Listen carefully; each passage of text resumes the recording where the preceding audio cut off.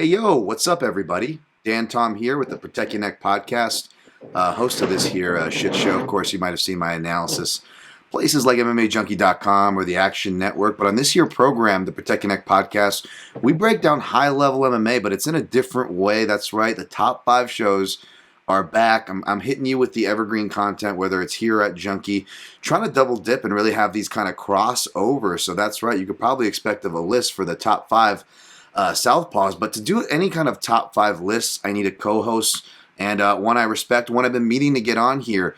Outside of maybe grabbing one of these Southpaw fighters himself, I need to have somebody who understands fighting. I go to my analyst Rolodex, and one of my favorite ones is Feno from the Fight Site. Of course, you could see his address there on the screen at FENOX Sky. And of course, he is rocking the Fight Site. That's where you can find him. He is the man of many talents there. Video analysis, behind the scenes, written. And again, find him on Twitter. He is Feno. What's up, Feno? Hey, what's up? Very happy to be here. Always been a fan of your work. And yeah, for those that don't know me, I'm Feno. I work for the Fight Site. I used to do a lot of video analysis. Now I'm doing like more of the podcast or written articles side. Dealing with the UFC with the copyright side is kind of sketchy, so we're taking a little break of the long videos, but they might be back. But yeah, I have a somewhat extensive background mostly in striking, but I also grapple a little bit. I train MMA, so mostly no gi for me. I began my martial arts career doing very traditional Muay Thai. So yeah, but I'm here. I'm here to talk about MMA this time, and that's really the sport that I cover the most. That I would say I know the most about. So very very glad to be here. That's awesome. I was actually going to ask that. I am obviously familiar and can tell just by following your work that you know what you're talking about in all realms of martial arts. But yes, particularly in striking, I obviously seeing that you're active in not just the martial arts community, but your martial arts community on the ground. And actually hitting the gym, getting that experience. And I was going to ask you about that. I was gonna say save it for pod, but we didn't even talk about this, right? And which is fine because I did want it to save it for pod, but yeah, man. How long have you had the martial arts bug? Because there's no other reason why you'd be covering this into this crazy sport as much as you are. When did this hit you, man? Yeah, I've always been interested in fighting just because of the media I grew up with. Like being a kid in the 90s, I was exposed to Teenage Mutant Ninja Turtles, Power Rangers, Dragon Ball Z, all that kind of stuff. It's all about like all the media tells you that if you're a fighter, you're cool as shit. So, but I never got into boxing as a little kid, to be honest. So I read an article once when I was like 14 about K1. So, and it always was in my mind, but back then I was like, YouTube was a very new thing. It's not like now that you can find everything.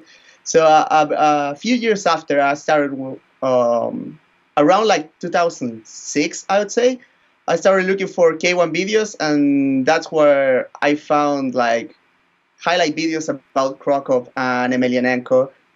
And that's where I found Pride, and that's where I fell in love with MMA, especially. Like I was like, these are the best fighters in the world. This is the shit that I was looking for, Yeah. And little by little, I started like getting more into it. Obviously, like Fyodor Emelianenko, I was the biggest fan at the time, and then I got into Anderson Silva, GSP, all those. I've been watching for a while. Right. I'm a lot older than I look. So, you're like me, but more handsome. You got that same gene. But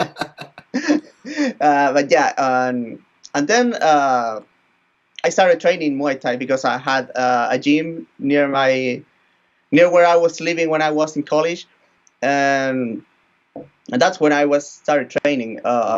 it was funny because the gym started off as it was it was Muay Thai, but you know what when they call it Muay Thai, but it's actually more like Dutch kickboxing, and but then the main coach of the gym came back from Thailand, and he like revamped the whole thing to be like very traditional Muay Thai.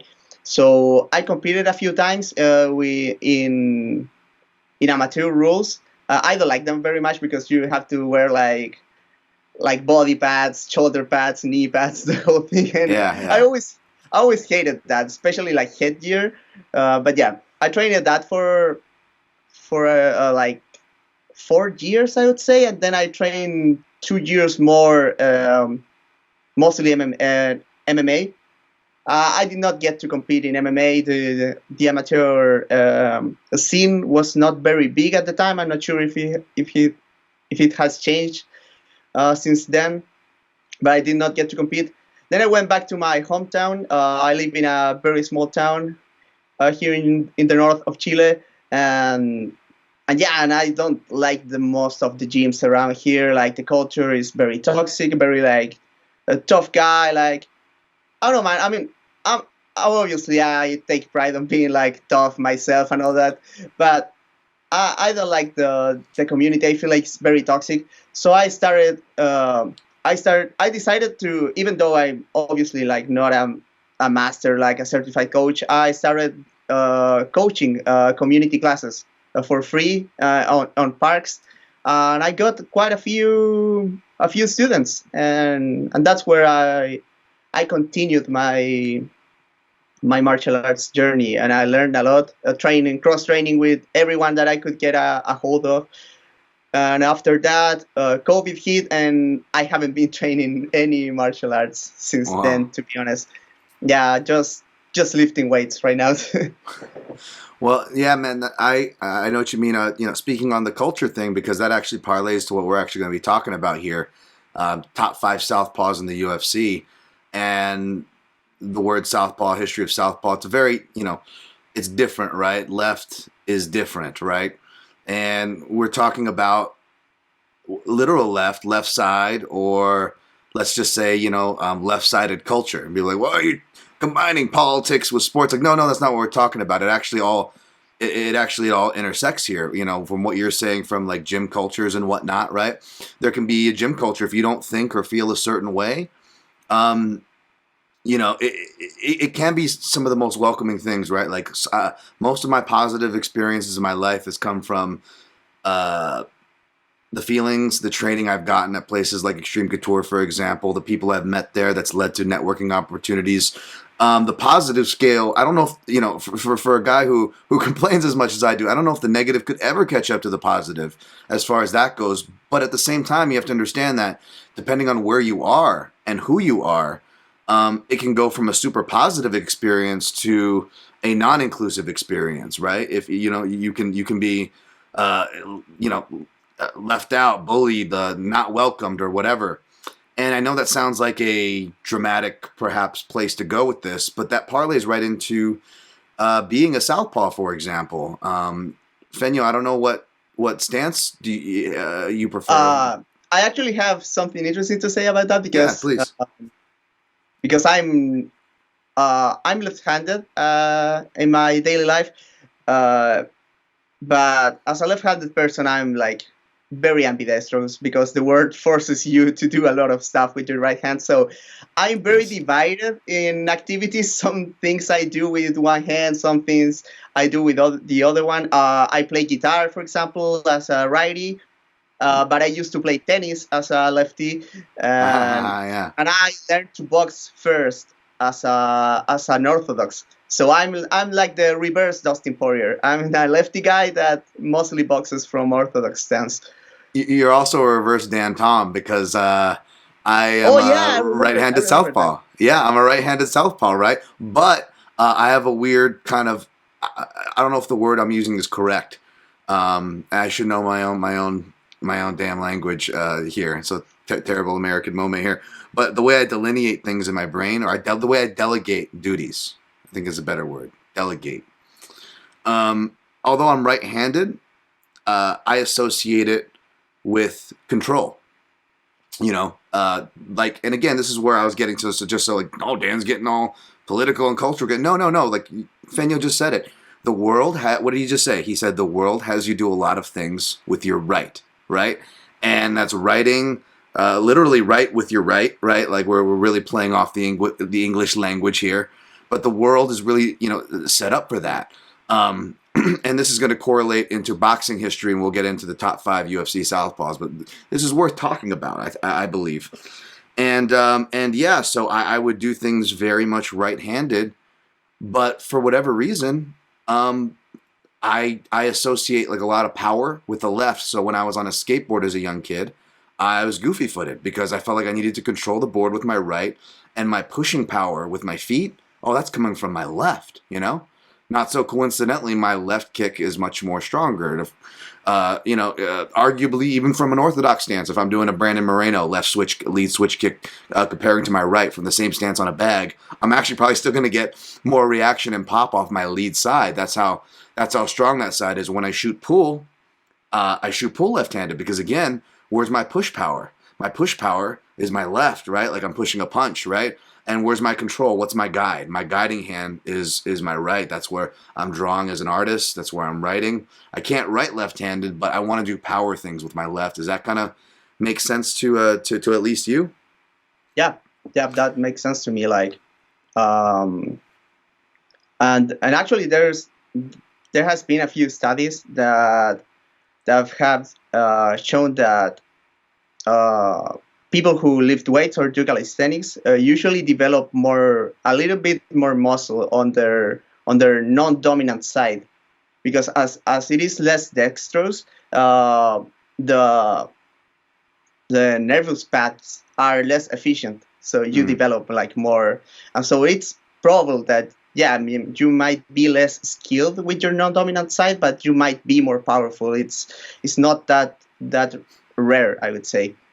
And as myself, I like doing like all of the jabbing and left hooking that I feel like are more like finesse stuff with my dexterous side with my left hand. But I feel very comfortable like throwing my right hand super hard. Like it just feels good, Feels right. Yeah, no, totally. And I was reading from this article, and I don't want to go too word for word, and hopefully the everything's tracking okay because I left some windows up here. Again, bad podcaster, bad streamer.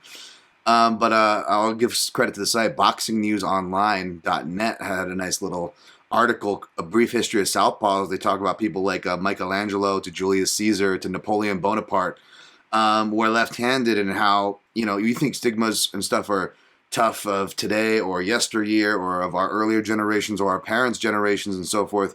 You go back in time, they treat you like a witch or something if you were to use your left hand to do certain things, depending on what culture, what we're talking about, right? And you actually go, to boxing now. We're gonna, come down to as this rounds into how the culture affects things, right? Cultural context it's important here, right? The southpaw doesn't actually come from boxing. It's supposed to actually come from baseball, right?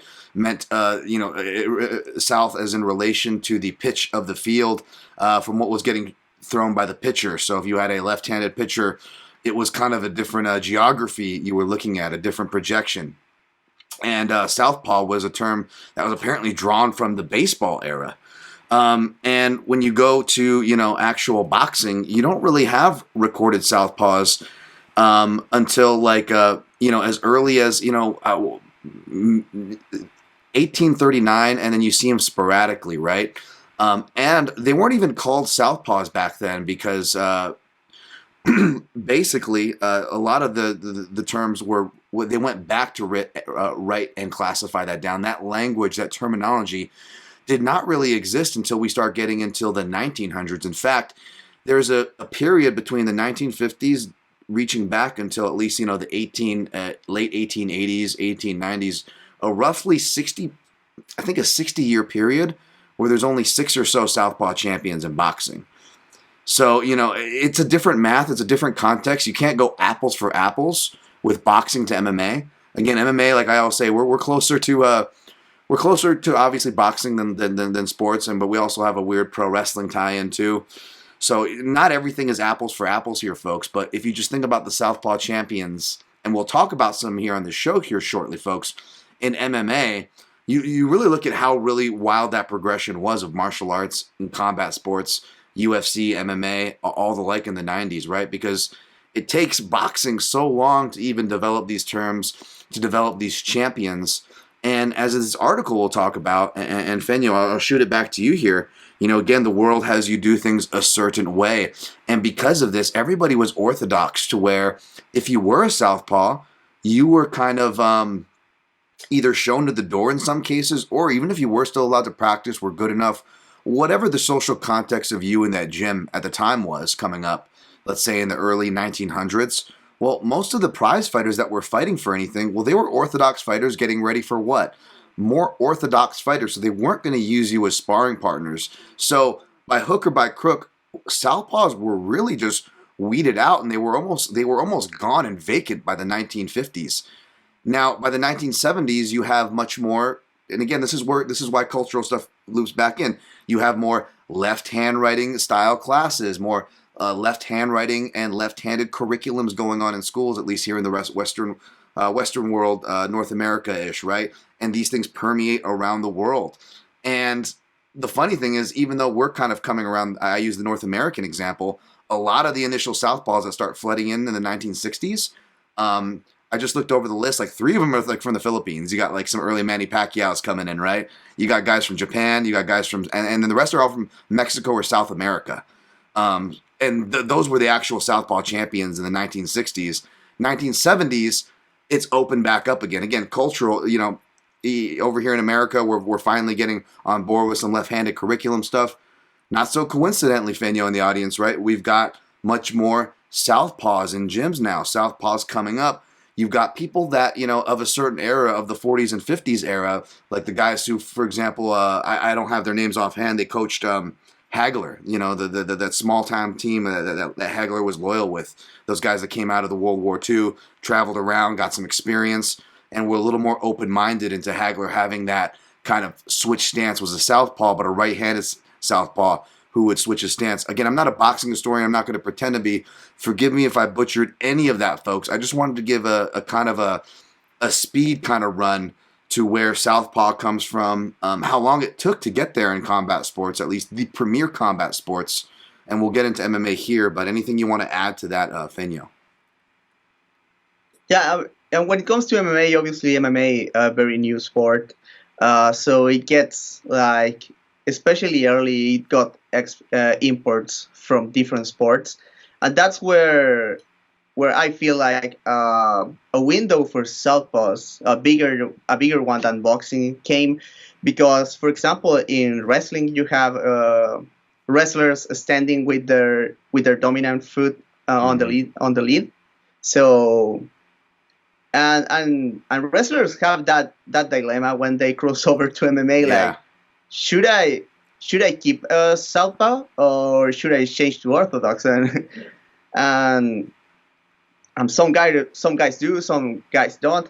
And also, like, from traditional martial arts like taekwondo and karate, very, like, basically mandatory to know to fight from both stances. Yep. So if you see, for example, a little bit of spoilers, but for example, I wouldn't be so sure to call either like Wonder Boy or Sorry about that mix-up, but yeah, that's exactly how I delegate Pettis and Wonder Boy. They both are better kickers from southpaw, but they're actually really underrated boxers from orthodox, and we've seen that with Pettis as he crossed over into boxing. If you're not another name I'll burn here, that's probably not going to be on either of our lists, but when I first interviewed Chris Curtis years ago, I think even before he did PFL. I asked him, like, it was after his Contender Series when he didn't get signed for whatever reason. I go, hey, you're a right-handed southpaw, huh? And he goes, how'd you know? And I was like, let me guess, traditional martial arts as a kid, and then you got into boxing and MMA. He's like, yeah, how did you? I'm like, I suck, but it's a similar path, same reasoning though, same reasoning. And like Feno said, you have to use both stances in just like your katas and your forms, right? And they also teach you neutral stances almost, right? You got the Yeah. horse stance, or like I remember this place, like it was like United Studios of Self Defense. It got like super commercial, and I remember like the guy who created it was this like Boston, Massachusetts guy named Charles Matera. And like you put in like the VHS, this is so old school '90s. You put in the VHS, and it was all this like super Asian-y appropriated like imagery, and then it's just like a bunch of like fat white guys in gis, you know. And the Boston guy's like, all right, everybody, you gotta assume the Haas position, Haas stance. And I remember me and my friend just like looking at this video and just fucking cracking up, going, Haas stance, Haas stance. Sorry, my Bostonians there, but I'm just laughing at this fat Massachusetts man in front of a waterfall, assuming a horse position. Sorry, sidetrack aside, you had the Haas stance, right? So you had like these positions that were kind of drilled into you, and you didn't really get the fundamentals of fighting, even if you were did like I did and I actually like competed in sport karate and stuff, right? Oh, fine, all fun and games, and it looked cool, right? You know, it was highly competitive. We competed on it. Didn't matter. We weren't given the same fundamentals from boxing to kickboxing.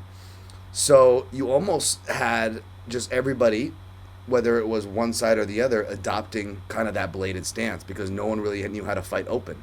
You know, when someone fought open, like, oh, what do you train? Muay Thai? Ooh, that's like tiger style. That's aggressive. You were open. You were ready for offense. You know, you can throw a lot from there, but you can get hit a lot too. And it was like, well, yeah, that's because we're not learning proper fundamentals in defense. So if you even wanted to try to fight how you would kind of see much more normally today, the kind of amalgamation of arts of kickboxing, right? You or at least me, I would get lit up and I'm like, okay, screw that. I'm going back to the stance I know I can fight in, that bladed Wonder Boy, right? And a lot of times, so if you were right-handed or right-hand dominant, that would be your style because we weren't training in orthodox or southpaw. Those weren't terms we worked in. And when I was in taekwondo or when I was in kempo karate, two different arts, right? And and it was usually bladed stance one way, bladed stance the other, and it was whatever side you felt more comfortable. And since most people were right-handed, they were fighting in what was a left hand, but unbeknownst to us, a left-handed stance.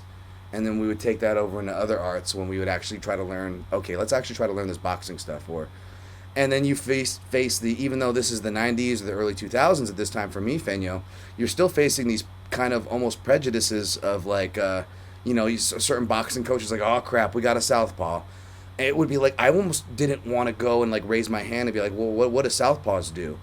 And what a lot of people probably end up doing, like I do, is you learn it both ways because you don't want to disrupt the class. And then if you find another southpaw, you'll go work with them so you can learn.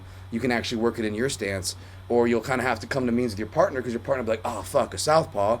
And there's that. It's that no one likes a southpaw. Nobody likes it, and it's annoying for a southpaw because you know who hates working with southpaws the most? Other southpaws. So and you forget trying to explain even that dynamic to them. Fuck that. You're just trying to like, can we just work together? Here's this. I'll do stand orthodox for you, so we can do the drill, so you're not thrown off, and then I'll be the one that has to fucking do the fucking math. Okay, and you just stand there, and then you get the good drill, and then I gotta look like an asshole. And if teacher comes by, like, what the fuck, Well, you didn't teach me. Well, you didn't, Yeah. So it's why it is. I had that long dramatic thing at the beginning. It is a thing, and speaking to the progression of southpaws and stuff, it's also why when I'm doing my southpaw reports, it's like they either don't know how to fight southpaws or they do. But it's more of a specific, everybody has a thing they coach where they think they know how to fight a southpaw, where they're like, just go to one side and throw your power kick and your power cross. And they're almost leaving their lead hand completely out of the equation. And all this stuff, it's like, well, no wonder why it's missing. They don't even know how to teach it. Most gyms and striking coaches aren't even regularly teaching southpaw things. Now, this has changed a lot. Dwayne Ludwig and, that whole, I don't even like using the term, but footwork, that term that was being used at the time, right? Like, it made everybody want to start switching stance, whether the hell they knew what they were doing or not. There was a few years where you would just see people in the UFC switch stance. You're like, here comes the body or head kick, and they have nothing else from that stance, offensively or defensively. Now people are getting much better. We actually use the bang system, Muay Thai, at Extreme Couture, so I've seen and done these drills before where they're actually drilling, kind of shifts into these combinations, which was not like it even when I was just coming up in the earlier 2000s. Forget my 90s martial arts experience, right? So I'm trying not to get too long-winded here. It's obviously a passionate subject, but this is kind of why, even though I just compared us to boxing, Feno, right? Like we're progressing way faster, Southpaws or any other metric you want to throw. I'm not trying to be like overly harsh, but at the same time, you also see why growth is also tough in this field still. If that makes sense. Yeah, makes sense for sure. It's also like you see a lot of like the meta of MMA has been favoring shifts for so long that even if you're a pure orthodox fighter, like you end up shifting a lot during the course of an MMA fight. I wrote a little bit about that in my Danige article. I wrote an article about Danige's performance against Really good. Nate Landwehr. So it was like everyone was talking about like Danige's left hook, right? And I always, to me, the worst left hook always in my mind is like a lead left hook. But in fact, a lot of the damage that he did in that fight came from southpaw after shifting.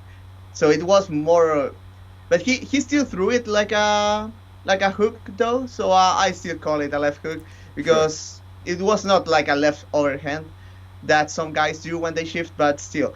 But yeah, I mean, in that article, I mentioned a little bit that shifting is so prevalent in MMA because. Well, there's a few factors, and I wanted to maybe make a longer article, but in resuming a little bit, it's first you have kicks and takedowns that makes the distance longer. This is a bit of a cliche, but it's still true. But also, if you take, for example, where the fights take place in the large organizations, let's take the UFC, Bellator, PFL, and ONE when they do it inside a cage. The cage are fucking huge, yeah? So, and with MMA having so much variety and often so much options, when you don't have a read, what do you default to? To walk back. Because walking back is a way of defense that obviously doesn't give you anything. It doesn't put you in any position to strike back most of the time, unless you do like a fade back, but that includes head movement and the such. But walking back is safe most of the time because. So what do you do when the opponent is walking back and you don't know how to pressure? You just start shifting, like Vitor Belfort. and I commented about how fighters to this day still have success with bad shifting technique. Just because fighters walk back so much and they don't have developed footwork.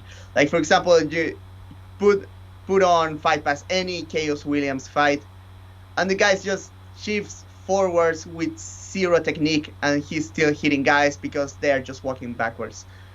So you end up like seeing open stance matchups in basically every fight in MMA, at least for a brief moment. Sure. And that's interesting when it comes to talking about southpaws, because southpaws spend most of their careers fighting in open stance. But I would say, and I'm sure both of us will talk about this later, but a great southpaw is also good in the closest stance matchup. Yes, absolutely. And there's certain things that get highlighted, which I'm sure we'll talk about as well. We're obviously going to be talking about just dedicated southpaws and UFC southpaws. So if you fought in the UFC, we can get cheeky with that, which we probably will on our list. At least I know I will with mine. It's not to discredit any other southpaws. There's plenty of good southpaws that, like our mutual friend, a great analyst, Ryan Wagner, it introduced me to in the Muay Thai scene, both from yesteryear to more guys of today are still competing today, like the Sidichais and whatnot, that have helped me a great deal. But we're going to be talking about, of course, MMA, UFC southpaws, our top 5. We're going to finally be getting into it. I think we're about a half hour, just over a half hour here, of a bit set up. But this is a small pool to draw from, folks. So this might not be as long or as deep of a show anyway. So it was nice to have that technical banter, and hopefully you guys maybe learned something from that. Maybe you learned, Julius Caesar, other people are left-handed. They also say, what does it say, like pedophiles or something are probably left-handed. So we'll just stop there, and we'll focus on the fighters. So let's go. I'm gonna steal this. Steal this format as I normally do from the Film Vault. Shout out to them. They'll do like top 5 bad cops, top 5 whatever, but it's like film themed. That's where I got the idea to do it MMA wise, right?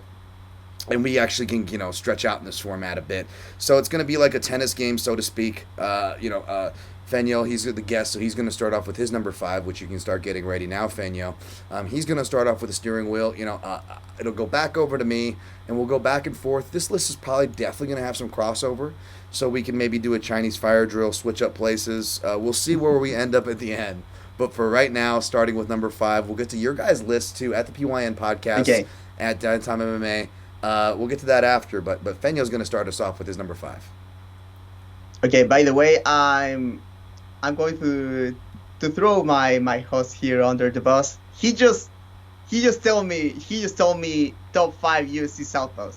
He didn't say the best. He didn't say greatest. So, but I'm still trying to put very good guys here, obviously. but yeah. But the disclaimer, I'm favoring mostly strikers here because even though being a Southpaw can be part of your identity as a wrestler, I think what we most associate with Southpaws here is striking mostly. We're using the term that comes from the striking word, even though it came from baseball before that, but you catch my drill. So my number 5 is Ruthless Robbie Lawler. Nice. So great choice. So yeah, great choice. Why Robbie Lawler? So I would like to break down like things that you can learn from Robbie Lawler, and it's like first the style is very interesting and it works very well for a Southpaw. In his prime, Robbie Lawler mostly of a pressuring counter puncher, so he wants to counter, but he keeps the initiative with feints and cornering his opponent to the cage. Something else that is very interesting about Robbie Lawler is that he's good on the outside and he's good on the inside. On the outside, more of a traditional Southpaw, a lot of double attacks with the kicks and the straight left.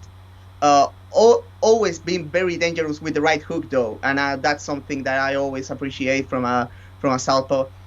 But then Robbie Lawler, very clean footwork and very nuanced combination boxing on the inside, and that's something that we usually do not associate with Southpaws in MMA. Like we mostly think of Southpaw in MMA for a guy like, I don't know, Luke Rockhold, that fights from a very, very long distance and have mostly like the check hook on the inside or clinching. But Robbie Lawler, and if you gotta see Robbie Lawler's boxing in action, in a close stance matchup, he's classified against Johnny Hendricks, the first one, when they just exchange in the pocket. Very cool combination boxing. Other thing that I don't think it's usually associated with Southpaws in MMA. So yeah, other than that, quality as a fighter, UFC champion, very impressive win against Johnny Hendricks in the rematch. A decision that I agree with, by the way. I know some people scored that for Hendricks. I did not. I scored when Lawler was raining blows on Hendricks, when Hendricks was on his legs. He won that round, and he won that round. So yeah, I mean, Robbie Lawler, great fighter. I just wish he got to his prime earlier and got to face more elite opposition, because he was so good for that window of time. But yeah, a Southpaw that you can learn a ton of stuff from, and a great fighter, one of the best welterweights of all time. That's a great shout, man, and absolutely, because that Hendricks fight, that was we don't always get to see it, and if we see it, they don't always do well. They don't always win. And even if they do win, we don't maybe it might not even be the prettiest, or they get the knockout, but we don't really get to see them tested. Like we really got to see the ranges fully fleshed out. Johnny Hendricks, of course, was at his top of his striking game, working with what was his name, Steve, the War Master, right? I believe is his name. And they had like Johnny Hendricks throwing, leg kicks and really flowing with his combos, which gave Robbie Lawler a chance to show his defense and that flowiness. Which again, as a southpaw, you're not getting quote unquote normal looks. So doing Floyd, Mayweather-esque in his, not that I'm trying to compare Floyd Mayweather to Robbie in that fight, but you know what I'm saying. Any kind of defensive, shelling, letting punches roll off you style, a lot of fighters, I know I just mentioned Chris Curtis earlier in this episode, but a lot of fighters that do that are orthodox fighters because you're asking for and creating a much more predictable line of defense there if you're gonna go for that kind of a defense as opposed to an open stance type of matchup and the crazy traffic and the weird traffic and distances that can ensue. So I think that's a fantastic shout. In fact, it is so fantastic. And maybe you can do this math and try to answer this as we go. But I'm glad that you caveated that this is our list. It's not greatest, it's not best, right? Because then we're just like, we're all having the same list, and what fun is that? And especially contrarians like myself, it's like, then that doesn't give us a chance to highlight like the underrated characters that don't get enough love, right? That are, definitely, I'm sure, on each of our lists to varying degrees here. I do agree with Feno. I also went with people who are primarily / known as strikers. Except for my number 5, which shouldn't surprise longtime listeners. As you know, my number 5, it's kind of like my hipster spot, right? I kind of used to get cheeky, if you will, my hipster spot, however you want to classify it. And I definitely did that to here because even though when I do this for Junkie, I'm probably going to extend it to at least a top 10 or a top 12 list, right? For UFC Southpaws. And even though I'm going to extend it, I'll still probably...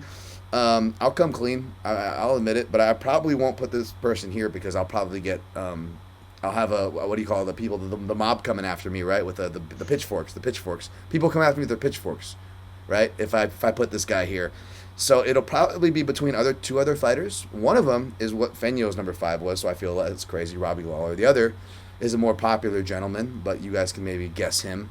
Guess him later. But this one, no, this one. This one is both a common one, like, oh, of course, Dan Tom, but I got some facts to back this one up, and it is Jim Miller. It is Jim Miller, okay? Okay. All right.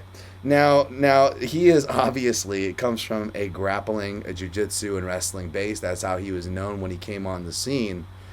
But he is a dedicated southpaw. He is a southpaw when I was going to go into the cage for the first time back in 2011. Even though this was a terrible sample size to cite, there are better citations, which I'll get to, than his fight with, who was that, Kamal Shalarus. But those were one of the fights, as I knew I was going against a guy, I knew Marvin Eastman's son, came from a wrestling base, and he had a powerful right hand and a power stand. It threw a lot of power from his right side. So I was like, okay, what does a southpaw do against a guy throwing against his power side, but has good wrestling? And I'm like, oh, Jim Miller's Kamal Shalarus just happened. Let me pick apart that fight. This is back in 2011, folks, and my knowledge as well. I wouldn't know a 10 if it kicked me in the face as far as a striker. You know what I'm saying? So you got to forgive me here. That being said, I will say, Robbie Lawler obviously holds more than a candle to this. I mean, he is the warlord in the division just up, and he is at a warlord who actually got a title. So, anybody that wants to put him over Jim, I am not arguing that in any second here. But Jim Miller, not just the lightweight warlord, but again, a southpaw warlord here. You go back to Dwayne Ludwig, I just mentioned, right? Known for his striking. At this time, who had the fastest knockout record, both officially and unofficially, going by the thing Rogan always cites, right? That was Dwayne Ludwig. It goes on a submission victory, but what happened before that? It was a club and sub, baby. Jim Miller knocked him on his ass. Jim Miller, for example, I don't want to burn it, and I don't want to burn it. Perhaps one of these fighters would have been on my number 5, and one of them is definitely on this number 5. So you guys can do the math. But you talk about we talked about the same stance matchups when you face Southpaws and having the importance of having a lead hand, for example, and a guy that could easily be in this spot. Conor McGregor does not really have a great lead hand presence. That same guy, Conor McGregor, got lit up by calf kicks on the same stance matchup by a guy. And I'm just gonna mention his name and then when I'm not talk about him and push on Dustin Poirier, who he cites for that technique that won that fight against Conor McGregor. Jim fucking Miller for giving him compartment syndrome, almost making him want to retire in a majority decision that no one gave him any credit for. It was the last booking assignment of Joe Silva, by the way, and Joe Silva knew it was a fucking tough matchup. Jim Miller, Dustin Poirier. Again, this for this me. is Jim. Can you hear me? Oh, nope. Let me see here. Okay, you're back. Back? Okay. Okay, cool. Sorry about that, but yeah, like it was Jim Miller hitting him with those low leg and calf kicks, right? That was one of Joe Silva's last assignments, and he was just like almost like Joe Silva knew that was a tough assignment. This is, by the way, this is what do you call Lyme disease, Jim? Right when he's in the peak of that too, and Jim Miller still takes the fight against Dustin, and Joe Silva goes, "Of course you are. You're Jim fucking Miller." And Dustin Poirier, not only does he light up his legs, but here's how impressive it is that Jim lit up his legs. Dustin said their game plan coming in was to light up Jim's legs. And Jim was that much of a better leg kicker. And it actually does make sense because, again, not just, throwing a left and a hook or a check hook, or later on, like in the Joe Lozon rematch in that stage of his career, he was showing that, speaking of Conor McGregor, he could hit the inside angle counters, right? Is he making highlights? Is he making the money counters? No, obviously not, folks. But technical southpaw stuff here, we're checking off the whole fucking list. We want to talk about leg kicks. Again, go back to his first fight with Joe Lozon, all the way back at UFC 155, John Anik's first commentary. He shows something, and I've shown other guys like Yoel Romero against Adesanya, whether they do it the inside or the outside, not just calf kicks before doing calf kicks. This was Jim Miller, folks, doing this. But the debasing low ankle chops to get someone kind of off balance on one leg, and then using that beat, getting that beat on that opposition, and then he's got a three punch combo. And then that 3-punch combo would go from kicking phase to flowing beautifully in combination to punching phase, which led to what? All the way back at UFC 155 in the deepest division at 155, mind you. Collar ties, motherfuckers. That's right. Up elbows. Southpaw up elbows that make you fucking cream yourself if you love some Muay Thai. Jim Miller was fucking doing that over a decade ago. I mean, shall we go through the phases? Shall we go through the limbs? Shall we? Again, guy's not a great, Lawler, you want to throw Lawler, Connor, all those guys, their accomplishments. I'm not going to argue with them. But if we're talking about southpaws and what southpaws do, who's been doing it, when, for how long, how the fuck is Jim Miller not in this conversation? So it sounds like a cheeky, Dan Tom's going to use an excuse to pick his old Jim Miller. I don't know, Feno. Am I throwing bullshit? Did I just make any of those things up? Guy still knocking out people multiple iterations today, by the way, making people pay for mistakes, veteran ass shit. I don't know. Shout out to Miguel Class for that video highlight, by the way. Am I talking out of my ass here? No, for sure not. Jim Miller fucking rules. Jim Miller is the man. And longevity, man. Like, how long can you be kicking ass in this sport? I remember like 5 years ago thinking, oh my God, we're about to lose Jim Miller, and Yeah. he's still here knocking people out, and like, yeah, I mean, and surprisingly deep striking arsenal for Jim Miller, something that gets some overlook because he's not maybe as athletic, and the technique might be a little bit janky on his punches here and there, but the execution is still good at the end, just because he's putting good principles to use and he's smacking people very hard, be it on the head, on the body, to the legs. Jim Miller is a problem for everyone. Yeah, man, and just last thing on that, I guess, is just it's those things that I cited too. It shows that it's a fighter who's learning and adding to their game as the years go on. Whereas a lot of fighters, whether we're talking about southpaws or not, right, Feno, they will find a trick and they will live off the trick for the rest of their life. That's much more common, I believe. I don't know what you think of that, but that means more when I see a fighter actually continue to improve as an old dog. Yeah, for sure. That's so valuable. And as you said, like the inside angle counters, he's been doing those a lot late in his career, and it's very impressive stuff. And when he fights an orthodox fighter, I mean, the guy has a ton of experience. And when he fights a fellow southpaw, excuse me, so comfortable. Like, he doesn't give a shit. Like, he's going to fight you. He's going to find his strikes. Great fighter. It just the saddest part about Jim Miller is that we lost some years of prime Miller because of Lyme disease. Just a tragedy, because Jim Miller is a treasure for a sport. Absolutely. Now, who's your number 4, sir? I'm curious as this list progresses. Who we got for your number 4? Okay, number 4 is one of us had to have him, you know. So yeah, it's Conor McGregor. I had to put Hold Conor. on, sorry, 1 second. Sorry, I dropped on 1 second.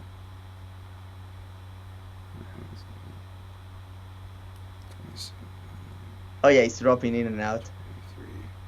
Sorry, it was going fuzzy. I can't hear you now. Can you hear me? You're dropping in and out. I think I might try to call you back here in a second. I Okay. marked the timer. Let me see.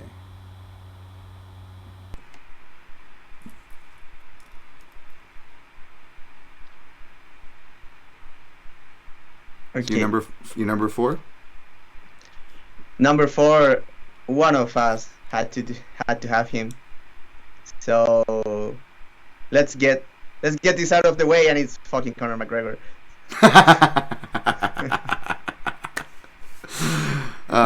Never been a big Conor fan, but if we're talking about Southpaws, someone had to talk about him.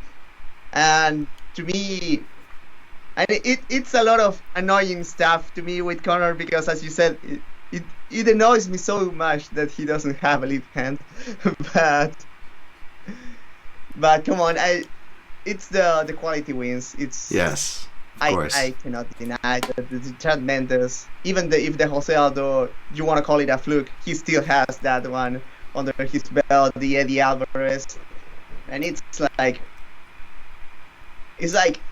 Yeah. I never was a fan of Conor McGregor, but for sure after watching Conor fight, I wanted to fight Southpaw the next day at the gym. Yeah. I wanted to land left hands on people. Sure. No, before Conor, I went to the gym and all I wanted to do from Southpaw was like double attack, like the head kick and the left straight. And then I was like obsessed with just nailing people with the left hand from the inside angle. I was like, it felt so cool, and like feedback counters as well. Like all the cool shit that Conor McGregor did, it's undeniable. And doing that against the high level of opposition that he did, it's undeniable. And also like a lot of people calling his kick like fluff, but in his prime at featherweight, a very effective kicker, especially the snap kick to the body with the left leg, very effective. He sapped the shit out of Chad Mendes' gas tank with that one. The scissors kick, keeping, because it was like reverse Krokov in a sense, that he was like kicking high just to hit you with the left hand. It wasn't the left hand to get you leaning into the left kick. It was like reverse. Shout out to Benson Henderson, another Southpaw here. Because he did something very peculiar. Sorry, I'm going off topic here. But I always appreciated how instead of leg kicking to set up high kicks, he high kicked a lot to set up low kicks. I always thought that was a very cool tactic, especially for for someone as dexterous as he was.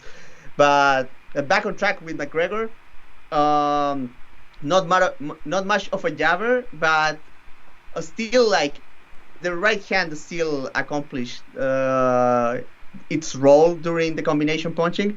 Mostly just to measure and to keep the division busy of the guy. Even if he was throwing, and he has landed that both on orthodox and southpaw fighters. But yeah, it's the control of distance that is the classic thing that we associate with southpaws, like with Machida, for example. And Conor turned that into a whole art of hitting people very hard in the face with that left hand. It was beautiful, and he was such a good fighter doing that for a while. What takes him down a few spots for me, it's Conor kind of bad at fighting fellow southpaws. And also I feel like Conor at the very elite didn't fight that much variety of matchups. Although obviously it was very interesting, and he just killed him with the first shot. So we'll never know about that one. But he won, so you cannot take that away from him. Yes. But yeah, Conor McGregor is the man that made everyone want to be a southpaw. Everyone wanted to be southpaw Conor. That's huge. No, that is big though. Like there is something to that, right? Like someone was talking about. They asked me like. I did the spinning back click for Junkie, and they were like, "What's the better kick?" Was it? They said the Benson Showtime kick, or I forget what was. There's probably one from recently. I forget they asked, but the one from recently ended up in a finish, so I ended up with that one. God, I can't remember. Everything is so. It's probably something like really obvious that just happened. That was like an impressive head kick, but like the Buckley one maybe. No, it was after that, but that's a good shout. Another southpaw, by the way. Highlight. We'll get to that. Oh yeah. You know, and not that is on my list, but it ties in with the point. Same with the corkscrew uppercut. You know, Conor popularized that, right? A lot of guys were comboing the corkscrew uppercut and with the cross after that, right? A lot of guys were fighting like Conor. And back to the kicking thing, even though the Showtime kick never produced a finish, it was big because I remember, you know, that next week in amateur fight team practice, you know, start off, everybody run circles, right, to warm up, and fucking there's like a padded wall, dude. At least like every like 5 seconds, a different kid was like running up on the wall trying to do the kick, like during warm ups to fuck around, like it was you know, viral, right? And this was before that word viral might have existed. It was on the cusp, right, where things could go viral back in 2010 or 2011, but we didn't really use the word. It wasn't quite the same.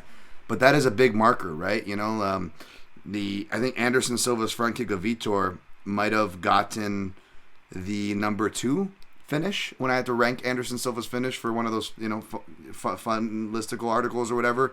But part of my reasoning was because we saw what it did, you know, for the front kick and so forth. And I don't want to get too into that role, but these things, like you're saying with Conor, you can't deny that he had that effect, right? He was making everybody want to, even guys that were orthodox were still trying to do their own version of like pull counters, and like, you know, maybe they did the haircut too and they tied it back, and like everybody was from every angle they were trying to imitate that guy. We can joke about it obviously, but that doesn't take away that it was a big deal, you know. And how about the left hand that he landed on the mascot? You know, that's in the the thumbnail. That's mainstream southpaws for you. It wasn't a left or a right that he threw at the old man in the pub, though, because that might have been his lead hand, I'm guessing, right? I hope it wasn't his left, because he might have stocked down in that case. Allegedly. Talking about people wanting to be Conor McGregor and wanting to be a southpaw. Do you know that fake McGregor guy? That guy that has like 5 pro MMA fights and has gladiator tattoo on his chest, and it's very funny because in one of his fights, when he gets the knockdown, because he's fighting the whole fight as a southpaw, he gets the knockdown and he just nails with right hands the guy on the floor. You can tell he was an orthodox. I was about to say that other fighter, that middleweight guy who dresses up like the Joker, the Brazilian guy. Oh, My, yeah. What's his name? yeah, when I watched his like early footage too before he got into UFC, I'm like, this guy thinks he's like Conor McGregor over here because he actually is a southpaw, but he would imitate Anderson Silva, like he would try to do the Anderson Silva up elbow, and he got knocked out for it by like probably by Dricus or Marcus something. Perez. Yes, Marcus Perez. Yeah, he just does imitations of other fighters. That's his fight style. Is like whoever he can imitate on whatever phase he has to fight from. And like he just like he had like the whole haircut and like the whole like it was like a Brazil regional show, and like he was like imitating Conor. Like there's so many guys that just do Conor McGregor cosplay on their regional scene. It's fucking hilarious. Yeah. And these are actual licensed fights. It's great. It's a very good subgenre of fighter in the regional scenes. Yeah, let's just hope people they stop the imitations there, right? I don't want to get into the alleged McRaper talk here, but let's just keep the imitations to the Inside the Southpaw cage, stuff, folks. please. Okay, Yeah. do not imitate anything else this guy is doing, please, please, for the sake of women You and do old not people. have the money to imitate this guy. For the sake of women and the women and the elderly, stop imitating this man. All right, so, but he deserves a spot. Obviously, that's who I was talking about. Who I'll probably have, between him and Robbie. If I'm doing this list, trying to do it, kind of respectably. Oh, here and no here, negative.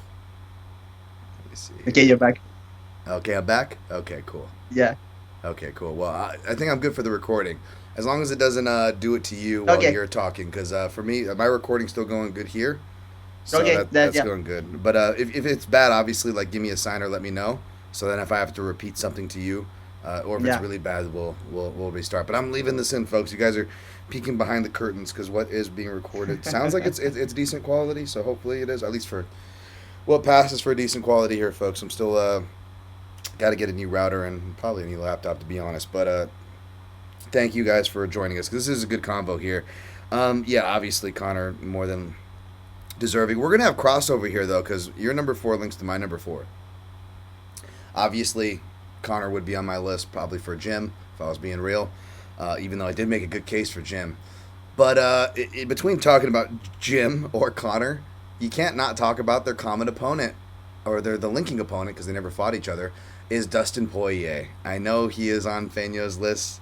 Feno, you can make the choice to either divulge where it is on your list, and you can join in with me right now Yeah, on the Dustin Poirier talk. I'm gonna spoil. Dustin was my number 2, but let's talk about him right now. Okay. I'll use a volleyball analogy. I'm going to serve it up, and then you can spike it down. Okay. So Dustin Poirier is. I mean, I actually don't know if he is. I never talked to him, but I'm gonna guess that he is a right-handed southpaw. I'm gonna let Feno. He is. kind I'm of, pretty sure weigh in I've on heard that. that. And that one didn't come through, but I'm gonna wait, and I think it will. But you can hear me, so it's good. But Feno nodded his head Yeah. there. He obviously, he see him. I love that he wore the Marvin Hagler hat of more recent years because he always reminded me, I'm sure many people, of that dynamic, a southpaw, right-handed southpaw that can switch. Obviously, when he's corralling, being aggressive, he had that fire. A lot of parallels there you can draw. You don't have to be a boxing historian, hopefully, to know who Marvin Hagler was. And the reason why I like Dustin Poirier a lot is because I like Marvin Hagler. I'm going to get ready to give it over to Feno here in a second. But they had this game, Feno, on Super Nintendo in like '92 called Legends of the Ring. And you could be like Hearns, LaMotta, Hagler, right? And like, this is not like my dad. Even though it was weird because we did watch like the Tyson fights of the era, like back then. That was my childhood memories, right? Like, even like Julio Cesar Chavez, like those are some of my early memories of those fights, early '90s. So maybe it wasn't crazy, but he brought back like the video game and a signed poster. Like they had the fighters at the MGM or something, and I had like all their signatures on this Legends of the Ring boxing poster. And my favorite guys were Jake LaMotta and I didn't even watch Raging Bull at the time, so it wasn't like De Niro, yeah. But I just liked playing with Jake LaMotta, and Marvin Hagler was my favorite though. I loved Hagler. And as I got to learn more about boxing, I didn't know who the hell Hagler was when I was playing the game, right? Like I knew Tyson, I knew Julio Cesar Chavez, I knew I would later know De La Hoya. I would know boxers of that era. I didn't know the past yet, right? And I really loved Hagler, and young Dan Tom ends up being a right-handed southpaw himself, right? So to see a guy like Poirier in there doing his thing, and I'm going to throw it over to Feno to talk more about him. I don't know how you don't have him anywhere on this list. He's got to be somewhere, right? Like, we could argue about his placing, but he definitely deserves to be on the list. I definitely could see why you had him as high on your number 2. Why don't you talk to us, Feno, on why more about Dustin Poirier's style and why he qualifies for your number 2? Yeah, to me, it comes to two things. One is I love Dustin Poirier's style. Sorry, I'm gonna I pause think that. it's 549. Second. And sorry about that, folks. Gonna be a little choppy, but yeah, that was kind of my spike up and spike down. Feno, what is it that earned Poirier so high on your list for number 2 for his style? To me, it's like I love his style. I love especially because despite being a southpaw, very ambidextrous a puncher, one of the more fluid combination punchers in the whole sport. Sometimes can lose positioning a little bit in the pocket, but he can be bailed out because he has so many options, because he's so good with both hands, and he can use them in so many different ways.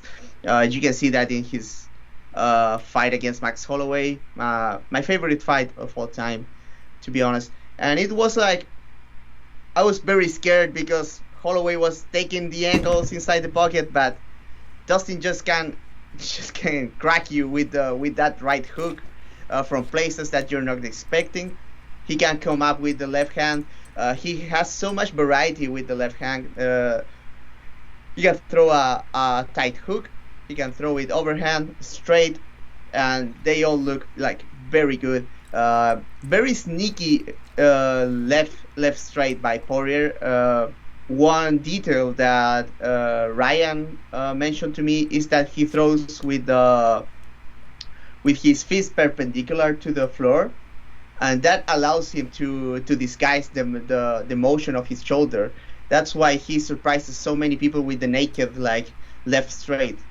It's not as powerful, for example, as when Conor gets full extension, but he gets that very sneaky, and he has the follow-ups, and that's something that a lot of other southpaws do not have. Something that maybe he has a little bit in common with Robbie Lawler, and they were training a lot together during a certain time. Yeah, I remember that post-fight interview when Dustin Poirier said, "When I grow up, I want to be Robbie Lawler," and also and other than that, it's the quality of the wins and the variety of styles that Dustin Poirier has best on the feet. It's incredible. Like Eddie Alvarez, very scrappy outfighter, very resourceful, tireless. Dustin Poirier knocked him out. Justin Gaethje, when he was crazy under pressure, Dustin Poirier knocked him out. Conor McGregor, we talk about in length about him. Dustin Poirier knocked him out. So it's not only the names; it's also the what I said about Conor, that Conor didn't face as much variety of matchups. Dustin faced all of them, and he came on top most of the time. With what I would call right before his prime, the loss against Michael Johnson, a very curious one, because I felt like after that Dustin got very good at fighting fellow southpaws. If you saw a fight against Jim Miller looked very good in that fight, by the way, and as you said, fuck Dustin up, Dustin's leg up with the calf kicks. But in round 2, he had Jim Miller against the cage, and he was unloading. Other than that, the fight against Conor, I was always sad because Dustin didn't get to fight Nate Diaz, because I felt like Dustin would have mopped the floor for Nate. But Nate Diaz, a very good southpaw in his own right. Both his fight against McGregor should be testament for that, and also the Michael Johnson. But back to Poirier, is that despite his flaws, because he has very marked flaws, He sometimes loses track or where he is relative to the cage. He can be out positioned inside the pocket. Despite that, he has the flexibility to make his style work against so many different guys. And also like the defense, even though the defense is kind of Yankee because the high elbow shell that Dustin uses is not very conductive to counters except for the straight left, but he uses to defend that very well and get inside. Also, Dustin pretty solid about defending kicks, despite him not being like a big kicker. I mean, Dustin kicks very hard, but he has like a fucked up hip, and he throws very funky kicks. Let's put it like that. Yeah. But he kicks hard. You could ask McGregor or Dan Hooker about that, but yeah, the defense, he's very good at sweeping kicks and coming up with the counters. Against Justin Gaethje, he was getting his lead leg shoot up, but then he got the timing and he was timing those straight left as the counter. The punch that initiated the end of the fight for Gaethje. The releasing style combined with the quality, like a fight that after looking very, very similar to Oliveira, like looking like he was not going to accomplish his potential, because maybe newer fans don't know, but Dustin Poirier, when he was coming up in 145, he was a huge prospect. Like, everyone was talking about how he was one of the most talented guys in the sport and all of that. That's why the UFC put him in that main event against Korean Zombie. I think the UFC wanted Dustin to win that fight. And then he had all of that, like people saying he was going to, he chokes on big fights, and Southpaw himself knocked him out. It's poetry to me. Yeah, man. I mean, it's, we talked about warlords. I mean, Dustin is that warlord, and he's got a title, interim, however you want to call it. He actually has a piece of gold, for his efforts, and was able to overcome a lot. And it's impossible to make the parallel to the 1980s middleweight division of the early 1980s, right? The Four Kings. But if you were like, someone put a gun to your head and it's like Four Kings, it's like, man, you almost got to pick this era, and Dustin Poirier's got to be one of those fighters, right? With Gaethje, Oliveira, I know we had that fight site panel where it was that. It was and who was the other fighter? I forget. There might have been Chandler, but again, you could, McGregor, Alvarez, depending how we're looking at things and how we're hypothetically stringing things together. However you want to do it, again, Dustin Poirier's got to be on that list, right? He's got to be on that parallel. I like the details in the punch. It almost reminded me of like what we called in Kempo, like a thrust punch, with the keeping the fist perpendicular to the floor. That's a great detail. And just honestly, a lot of the most effective, and not just effective, but powerful, shockingly powerful, like get feedback from sparring partners going, wow, you rocked me with that left hand. It was usually punches off that left. Let me see here. I think I'm going to go to my number 3, but I'm going to see if Feno's still hearing me. Can you hear me okay? Yeah. No, I'm hearing you just fine. Cool. Okay. So that's a great one. I'm going to go to my number 3 here. Again, you guys can go blasphemy again. This is just my list, and I'll have good reasons for this. Like, how do you have this guy over Poirier? Maybe it makes sense. I don't know. It depends on what genre of fan. But I knew mixed martial arts from the 90s, and I would see it, but it was more like of a sideshow, right? I didn't become a fan until, like, 2006, right? Like where I actually am following the sport, right? I was a tough noob, right? So it's, like, not until after 2005, 2006 do I start understanding. But around 2005 and 2006, I had a lot of friends in bands, and I had a friend, shout out to my buddy Raul Moreno, who was from Chile as well. My bass player, my buddy Steve Cruz, was a white guy. I don't know why his Cruz was a weird last name spelling. But he would always wear a Crow Cop, Mirko Crow Cop. That's right, my number 3, a Destiny Awaits shirt, because he was a big Pride fan, right? And I was, of course, I would make very, this is a younger Dan, Tom, different age. Of course, I'm saying very, homophobic things probably to him, just to try to tease him, right? Like a friend that's in pro wrestling, you're immature.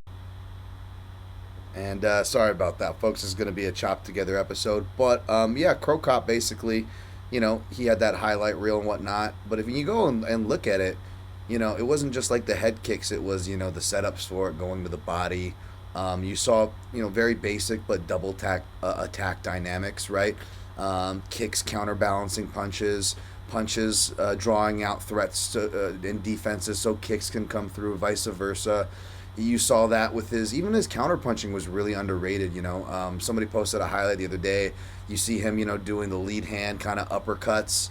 Of course, there's the notable Bob Sapp when Bob Sapp was giant. Where he broke his orbital bone with just the left hand. He was the head kick guy, and he had Bob Sapp like. I know Bob that looked a lot cooler back then. People were like, "Why are you bragging about a Bob Sapp highlight? That's what he does every fight." Like, no.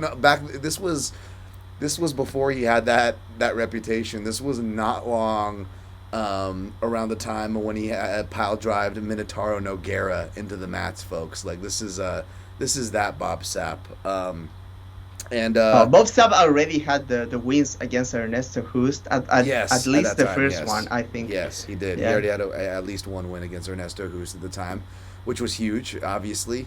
And and Crow Cop, obviously he came over to the UFC, and most of his highlights were in Pride. They didn't do well in the UFC, so you can maybe mark me down for squeezing him in on this list. But at the same time, he was a really influential southpaw. When you think about that southpaw kick, I mean, he's got to be in your top 3 regardless, right? For like devastating southpaw kickers in MMA history, right? Just for his highlight reel alone.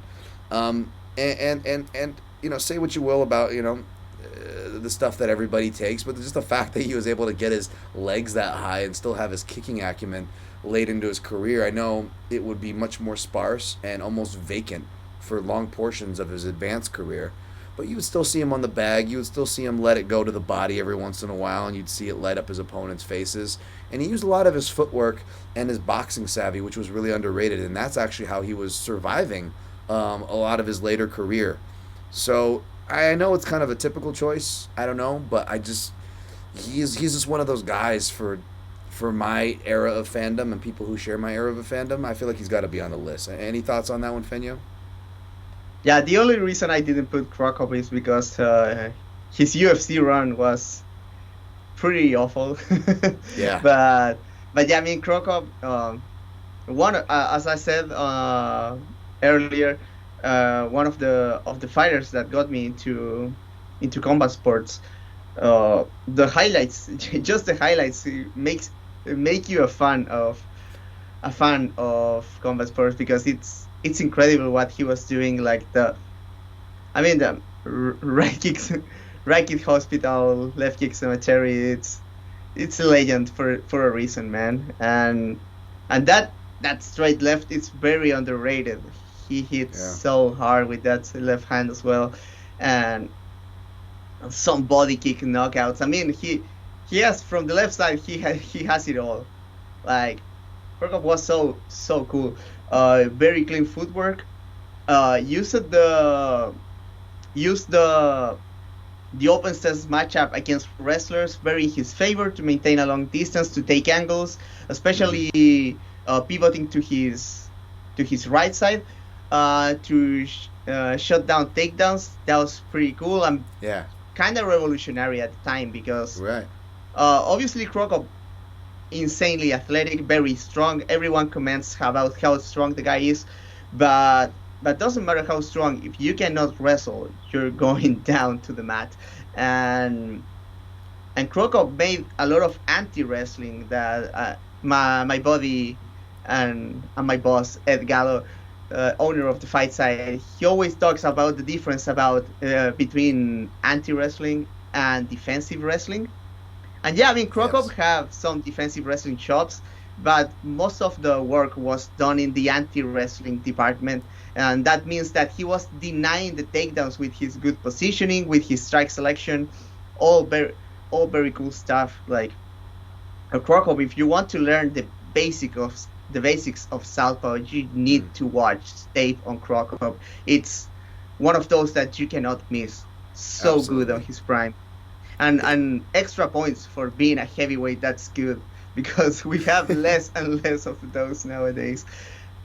Heavyweight southpaws especially. Like, I remember interviewing Walt Harris back in the day and trying to be like, do you like watch other like boxers and like tell me you watch other people from striking combat arts? Like, I'm like, you realize that like being a southpaw in your weight division is super rare, right? Like that's a really big advantage. And it was I know it didn't pan out as great as we all wanted it for Walt Harris, as far as how his career went. But it's just to your point, at heavyweight, it's so rare. Even when you do have a southpaw who's an athlete, that's not a guarantee, right? Not trying to s on Harris or anything, but to the point, And Crow Cop had those things, man. Oh, did we lose? Or are we good still? Yeah. Okay, cool. Let's go to your number 3, sir. What do you have for your number 3? My number 3, we talk about Conor, we talk about Dustin, and we gotta talk about the other southpaw lightweight, Rafael dos Anjos. Yeah. Yeah. One thing that obviously, if we're going to talk about one thing about dos Anjos in his prime, we need to talk about his pressure. Very proactive pressure, in contrast to Robbie Lawler and Conor, that were mostly counterpunchers. Dos Anjos was aggressive and proactive. He was looking to put your back against the fence and unload. Cool stuff about Dos Anjos. The pressure in footwork, great. He was always putting you against the fence. Very athletic. Had a mid-career transformation because he was not this like super explosive athletic guy. I'm guessing he was not taking the strength and conditioning as seriously earlier in his career when he was a jiu-jitsu guy. And then he came back ripped as fuck. Yeah. He was a monster. He was a fucking monster. That knockout over Benson Henderson, he announced himself in the division. Then that fight against Anthony Pettis, amazing. An all-time great performance, really. Absolutely. And I think underrated because Pettis in that fight looked great himself. That Anthony Pettis was a problem for most guys in the world, and Dos Anjos basically won every round against him. Pettis came into that fight very well conditioned, despite the pace that Dos Anjos was putting on him. Pettis still was trying to make volume happen. He actually had his better rounds in 3 and 4, despite I was gonna say round kicking. 4. Yeah, round 4. He had some nice counter right hands from Orthodox. Yeah, a switch hitter. But yeah, Dos Anjos, what to look out for? Very, very cool. Using the jab, not a very layered jab, but he was like pushing you back with the jab, drawing the counter. He was good at weaving and coming back with the right hook. Right hook, immediately the straight left behind it, and another right hook, the 3-2-3, a classic for Dos Anjos. The body kicks, man. The body kicks hard. Beautiful stuff. The jumping knees, actually good setups for the jumping knees. Mm-hmm. If you put him in the close stance matchups, the leg kicks against Nate Diaz, those were brutal as well. And old school leg kicks, because to the thigh, not to the calf, as they are in vogue right now. Yeah, I love leg kicks to the thigh, to be honest. Grew up with those in combat sports, so absolutely, they have a place in my heart. Yeah, the footwork, the pressure, and the shot selection, and the defense was pretty decent. Like, he had the defense to stay on your face for 25 minutes and make it hell for you. So yeah, Dos Anjos, and also like he used that pressure to link to his wrestling as well. Not a particularly southpaw wrestler. Obviously he shoots from the southpaw stance, but he didn't use a lot of tricks like grabbing single legs of that kind of stuff. He's more of a power double guy in his prime. Sure. But still Dos Anjos so good in his prime. Another fighter that if you want to learn pressure and southpaw, Dos Anjos is like the guy to watch. Like, so many right stuff, like making aggression but making it technical and making it effective.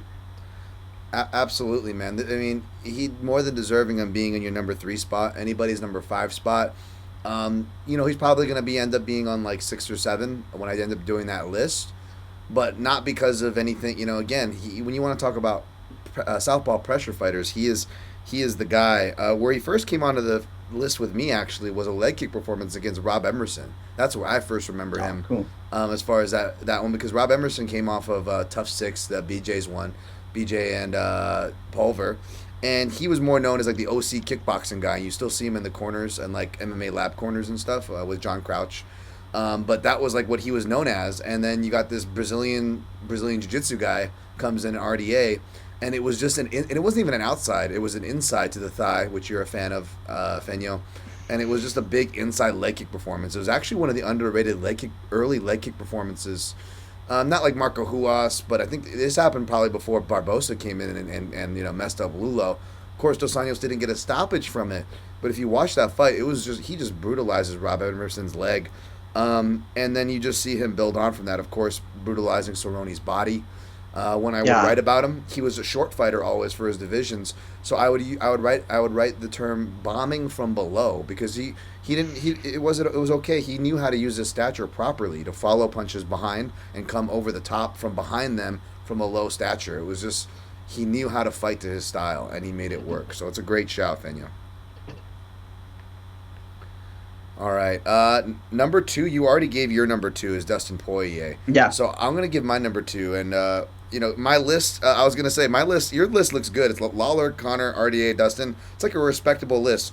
My list is looking like it was compiled in a Buffalo Wild Wings in 2008, because my number 2 is Anderson Silva. I know I'm really going outside the box here, folks. Wow, I'm really reaching for names. Of course, I had to go with Anderson frickin' Silva again. If it's my top 5, if it's what influenced me, and this guy didn't just influence me, right? He influenced generations. We talk about Connor's influence is undeniable. And Anderson is another guy, man. Whether it was the up elbow from Strickland from the Cage Rage days, not Cage Warriors, folks, Cage Rage, right? The bringing back the front kick, right, which sparked like 3 front kicks that year. Lyoto to Couture, Steve Lopez, ex-UFC fighter who Jim Miller beat, by the way, gets a front kick KO by Justin Buchholz at a Superior Cage Combat show that my buddy Jimmy Jones fought Sergio Pettis. A lot of like weird crossover regional show I'm citing here, but it starts to spark across the whole landscape. This guy with that stuff. He had traditional martial arts and Taekwondo backgrounds too, but also Muay Thai. And I know it's not a Southpaw thing, the double collar tie clench, but he the way this guy kind of innovated. You guys don't need to hear me wax on about it, but yeah, man, he was a really good southpaw. When he went against other southpaws, he even came to life more. I know Yushin Okami isn't a great example, but I remember that Yushin Okami fight. He's got another southpaw, and he's splitting jabs. Yushin tries to jab, so Anderson jabs with him, and he splits jabs at the same time. So whether it was his lead hand, even with Adesanya, when Adesanya went southpaw, Anderson gave him the hardest fits in that fight when he would start jabbing him off his lead hand, because you want to go southpaw with another southpaw, it's dangerous, and even if you are an actual southpaw going with the southpaw, switch stance or not, you better have your lead hand work or know how to deal with a lead hand. And Anderson would test you if you tried to go southpaw with him. He would test that lead hand.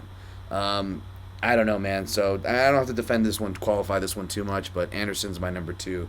Feno, can you still hear me? Do you got anything to add? Yeah, I'm here. I really wanted you to have Anderson on your top 5 because I wanted to talk about him, and he didn't make the cut on my list.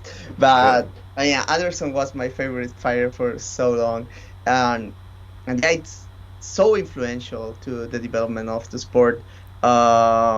A lot of people say that Anderson very overrated, but I do not completely agree with that. I think Anderson very important to the development of the striking in MMA, because he was bringing so much good stuff for instead of just the basics, especially the boxing fundamentals. Actually, a guy that knew how to move his head and had good mechanics for moving his head inside the bucket. For example, the classic sequence of him making a fool out of Forrest Griffin. That's not actually Anderson reacting that much. It's just that he has this flow chart for where to move his head from one place to the other, and he knows how to do that against a southpaw or against an orthodox. That's very impressive. the playful stuff with the kicks also was very cool. Obviously, the front kick to the face of Vitor, one of the best knockouts of all time, one that shaped the UFC events for the years to come. Everyone trying to catch another guy with a random front kick to the face, mostly failing. Yeah. But yeah, I mean, yeah, the boxing from Anderson, especially the defense, the power. Something that not very related to what we're talking about, but the ground and pound by Anderson Silva, I always Yes. thought so brilliant. Yeah. He just killed guys with precision, with calmness. It's incredible, one of the best of all time in that sense. And yeah, I mean, not only the defense when it comes to boxing with the hip movement, but actually like very clean footwork. Nick Diaz actually tried to pressure him in his fight, and Nick was making a better job than in most of his fights to pressure. He was trying to cut the diagonal angles on Anderson, but Anderson very disciplined, using the leg kicks, circling out, pivoting when Nick was getting close, using the collar ties and grabbing an angle. So yeah, I mean the technique on the clinch as well. Kick defense. Anderson late in his career got very vulnerable to kicks, mostly because he was a very old guy. And when you roll, I don't know, because I'm not 50 years old, but I feel like when you're 50, it sucks to be getting kicked. It just looks awful. You know? Yeah. Like, do you want to be kicked by Uriah Hall and Canyoneer when you're old? I don't think so, man. but I mean, but we saw against Adesanya, like Anderson with this like high guard ready like to parry kicks, and it worked. It was like very good positioning. And another thing, not very related to the Southpaw, but if you those old instructionals of Anderson Silva, the ones about the clinch, are very good. They hold up very well to this day. He talks about a lot of not only double collar ties, but a lot of clutching positions, head and arm positions in the clinch. Talks a lot about bicep control, tricep control. It's very cool stuff.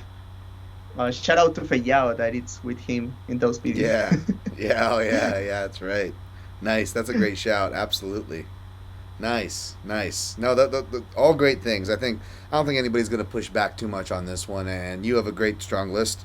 But I am curious then, who is your number one then, Feno? Drum roll. What is your number one UFC Southpaw? Who did you go with? My number one is a bit surprising, and it's a guy that is at the top at this exact moment. My number one is Leon Edwards. Wow. And why is it Leon Edwards? Okay. To me, it's number one. It's very technical guy, very versatile. Maybe a bit inactive. We all would like Leon to do more than he does in fights. A very safe fighter, but what I like about Leon is how he controls fights and takes them where he wants to. How he can strike at distance with no problem. Very functional boxer on the inside. Combination puncher. He can punch with both hands. Entries to the clinch. Very good elbows. The footwork is very clean. But to me, what pushed Leon to this number one, because I want to highlight how difficult it is for him to go for the first Usman fight to the basically a fluke win on the second one, to actually overcoming the weakness of his style on the third fight to get a clean victory. I think that's an all-timer performance by Leon Edwards, and I admire that so much, because he did not change who he was as a fighter. He just make like the key adjustments to make his style work against a very complicated matchup in Kamaru Usman. Kamaru Usman, one of the best fighters of all time, so I gotta rate that win very highly. Nice. No, absolutely. I didn't go back to rewatch it, and I think if I did, I was having this thought that I know it's going to reinforced Leon Edwards for me. That being said, Leon Edwards is a guy that, even though he didn't make my list, I hold very high. Um, for the reasons that Feno said, but Leon Edwards also represents something that I've been meaning to talk about with a lot of my selections, which is, unless you're like a RDA, Jim Miller, or Poirier, where you have pressure, a Brazilian Jiu-Jitsu black belt, a grappling base, and like other things to kind of go to, other valves for the fight to kind of release pressure. I noticed that even with the best southpaws, right? Mirko Krokop had stinkers. Anderson Silva had stinkers. My number one, we'll get to, had stinkers, right? Your number one, Leon Edwards, has had stinkers, right? Yeah. And in defense of these guys, though, the thing is the ironic part is that I don't think people understand. I know I'm preaching to the choir, to you, Feno, and many others listening, is that a key to a good southpaw, unfortunately, is some of the best ones. If you're actually a really good southpaw, is you are going to stymie and make a lot of fighters uncomfortable. Back to something that we said. Most gyms, most coaches, most trainers don't know how to train people to fight southpaws. So if you have fighters who are not just, they don't have a hard pressure and hard grappling game that's part of their game, so that some of these other southpaws that are on their list, they're more counter-striking southpaws, well, then you're going to have a recipe for some real fights that are going to piss off casuals, are going to piss off the Dana Whites of the world. But those of us that kind of know what we're watching, we understand. Like, no, he stymied. It's like it's a strategy game. He stymied them, and that happens a lot of times with southpaws, especially if they have a good checking lead hand. Anderson had a good checking lead hand. Leon Edwards, not so much the checking lead hand, even though it is educated. He's got really good accuracy. He can kind of, if someone's punching straight, he can go, he can circle beats a line. He can line beats a circle. Like, he understands these principles. He flows into collar tie offense really naturally. You could say that's because there's perhaps, some suspect things at boxing range. But again, he has that virtuoso performance against Usman where he really ties so much together from the southpaw theme. And he's just a really technical guy, a really good eye for range. I mean, the double attacks that he was piecing Bilal up with was just like, it's almost like he read my analysis, which isn't like giving me a pat on the back, folks. This is literally, go look at any time Bilal has been knocked out, seriously rocked. They are all left-sided strikes. They are left hooks, left crosses, and left kicks. He's a wrestle boxer, and there's probably a vision dynamic there as well. The guy just, from that side, it's like a Christmas tree. You look at Leon Edwards, I know it ends in a no contest, but you look at that performance and how he dissects him. I think it's a very defensible choice on this list, even at number one. It's interesting, though, because his career's not over, and we're only seeing the best of him now, right? So this could age better, even, Bro, hopefully. And he's fighting a fellow southpaw, his next fight, one that I'm guessing neither of us like a lot. Yeah. I'm guessing that too. And that fighter also, despite being known for his pressure, has been quietly fighting on the outside. So, again, back to being prepared for a weird fight, possibly, or weird dynamics. Yeah, for sure. We'll see there. Of course, that's Colby Covington. We can burn that name because, believe it or not, folks, Colby Covington is not my number one southpaw. You guys want to know? You ready, Feno? I'm ready. I want to know. This one, I'm going back into the hipster lane here. We're out of the Buffalo Wild Wings era. And you know what? This isn't even too hipster or too crazy. Because I've tweeted this out to this man himself, and I've tagged him. That Thug Jitsu master, Yves Edwards, the guy who helped Dustin Poirier, who's on both of our lists, he is my favorite southpaw of all time. Okay, that's a great pick. Yeah. He arguably deserved to have a title more than even Dustin Poirier did. There was they both were competing at their primes in the UFC's lightweight division when it was going through vacant title structures. Of course, I'm talking about, the Josh Thompson highlight. We talked about the Joaquin Buckley highlight. These highlights that will never, there's some highlights that don't make the cut over the years. Not everything is evergreen, right? That Baba O'Reilly highlight package, right? The Yves Edward things, and Dana said this before, the Yves Edward Josh Thompson will never leave that. And that's another southpaw creating these highlight folks. And that was actually a right kick from Orthodox off of a clinch break, a very kind of like Muay Thai thing, or that you'll see like guys like Cowboy Cerrone and stuff like try to do off of like clinch separations, right? The head kick off the clinch separation. So it wasn't even like a southpaw move. But that fight is really important because Josh Thompson, aka dark-haired with a tongue piercing, I believe at that time, looking Jamie Lannister looking ass Josh Thompson over there. That was for the uncrowned lightweight title. You know, Jens Pulver and BJ Penn had their kind of thing. They both also had their disagreements, right? Jens Pulver was the champion, beat BJ. Had his disagreement, left. You have them try to do the Cal Uno tournament because and Cal Uno was actually one of the guys, because if you were a good grappler, especially with the criteria of that day, you go back and rewatch some of these where Eve Edwards or these guys were out wrestled in the early days. If you go by today's criteria, you're like, oh, these guys actually won the fight. But anyways, Eve Edwards, right, he loses to Uno and stuff, so he's not a part of that four-way tournament. He technically loses to Sarah, which is interesting because, like, you know, you go back and watch that fight. That's another fight where you could argue that maybe Sarah lost under today's criteria, right? Yeah. Because Eve Edwards actually, like, knocks him down in the beginning of round 2 with what? The same lead uppercut that Conor would use to set up his 2 made popular. Eve Edwards was, like, legitimately knocking dudes down with that. Like, decades before Conor even got there, by the way, folks. Like, a decade before he even got there. Knocking dudes down with that shit. Knocks down Matt Serra, future welterweight champion, by the way. And, like, you look at, like, that fight, like, you look at the things that he's doing, like, the wrist controls. Like, even when Matt Serra goes for a leg lock, like, how advanced this guy is. I know this has nothing to do with being a southpaw, but, like, you see him fighting the wrist of the leg lock, right, on a deep leg lock attempt. And then after he drops him with the uppercut, Matt Serra, like, bounces back and tries to, like, do a quick shoot, you know, and Eves defends, and as, you know, he's defending, Matt knows he's defending, he's going to a plan B, so he's floating back into a leg lock guard pull again, right, knowing he's not going to get the takedown. Let's see what we can convert this to. And you see Eves, he never lets go of the wrist control, the unsung hero. I even went back to watch, I know his 2001 fight, his rematch with Aaron Riley in Hook and Shoot is one of the legendary MMA matches of all time. But I actually went back to watch their first fight, which in Hook and Shoot, which takes place all the way back in 1999, folks. Eve Edwards, back in 1999, and when he came into the UFC till 2001 to 2004, the years I was citing, this guy was known for his clinch.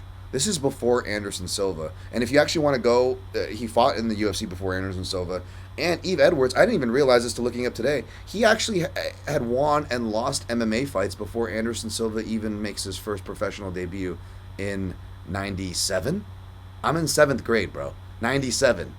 And he's already fighting before Anderson Silva. By 1999, back to that initial Aaron Riley Hook and Shoot performance, I know this isn't southpaw stuff, but he is doing the double collar tie, the AKA Mike Goldberg tie plum. Trigger warning to Ryan Wagner if you're listening. He's doing that before Anderson is. Not only is he doing that, he's going from, like, single collar ties to, like, inside bicep frames. It's almost like you're watching DJ stuff again. You know, like, he is actually framing and adjusting his knees. He's going knees to the head, left to the body, to the right of the body, and he's changing up his frames and his targets depending on how his opponent is making him play and adjust his defenses. Like, this is DJ level shit in 1999. Okay? I mean, what's going on in 99, folks? Like, what's the internet even look like back then? You know what I'm saying? Like, 1999, this was August 99, I wasn't even in high school yet. I didn't even get to freaking high school yet. And this guy is out here in literally, you know, it's a 120-minute round, there's no gloves or anything, you know, and he's doing high-level techniques that guys still are failing to do today. And, you know, you fast forward in the UFC, you know, he does Nick Aguilar, his finish before the Josh Thompson fight or the Hermes Franca fight, I believe even. This guy fights Nick Aguilar. He is, like, breaking him down with leg kicks. He'll break guys down with leg kicks. He'll go to a high kick, and it looks like he's doing another finish like that, setting up Nick Aguilar. And then all of a sudden he fakes low and then goes with a jab. And then in the next exchange, he fakes the jab, and then he does a Superman punch with from Southpaw. I've never seen any Southpaw do a Superman punch, and he knocks the guy down and gets the TKO off of that. Who's done that? Who's done a Superman Southpaw knockout in the UFC? Eve Edwards did. He never gets the credit for it. He never gets credit for any of this stuff. Even when, like, one of the best lightweight winning streaks ever, Tony Ferguson's winning streak, right? That early winning streak starts, one of those first early wins amongst those is Eve Edwards.